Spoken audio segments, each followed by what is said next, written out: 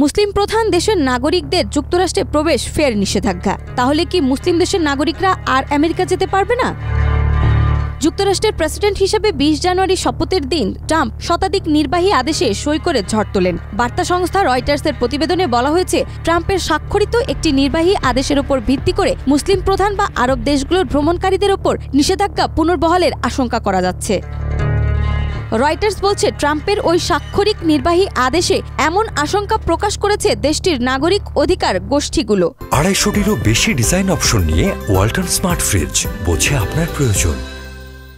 Trump ২০১৭ সালে ভ্রমণে নিষেধাজ্ঞা দিয়েছিলেন। সেটিকে ন্যায্যতা দিতে যে আইন ও বিধি অনুসরণ করা হয়েছিল সেগুলোর ওপর নির্ভর করে নতুন আদেশটি দেওয়া হয়েছে। নতুন আদেশটির আওতায় ভিসা সংক্রান্ত অনুরোধ প্রত্যাখ্যান ও ইতিমধ্যে যুক্তরাষ্ট্রে প্রবেশকারী ব্যক্তিদের অপসারণের সুযোগ আরও বিস্তৃত হবে। The national Iranian American council জানিয়েছে, ট্রাম্প যুক্তরাষ্ট্রকে বিদেশি সন্ত্রাসী, অন্য জাতীয় নিরাপত্তা ও জননিরাপত্তার হুমকি থেকে সুরক্ষিত রাখা সংক্রান্ত নির্বাহী আদেশ দিয়েছেন। এটি যুক্তরাষ্ট্রের পরিবারগুলোকে প্রিয়জন থেকে বিচ্ছিন্ন করবে। একই সঙ্গে যুক্তরাষ্ট্রের বিশ্ববিদ্যালয়গুলোতেও ভর্তির হার কমে যাবে।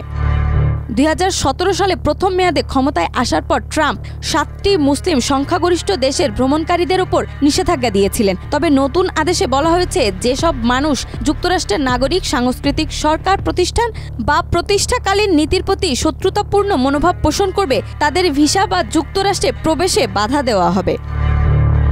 রয়টার্সের প্রতিবেদনে বলা হয়েছে, এই আদেশ এমন একটি প্রক্রিয়ায় সূত্রপাত করছে যে ২০২১ সালের জানুয়ারি থেকে দেওয়া ভিসাগুলো বাতিলের পথ তৈরি করে দিতে পারে।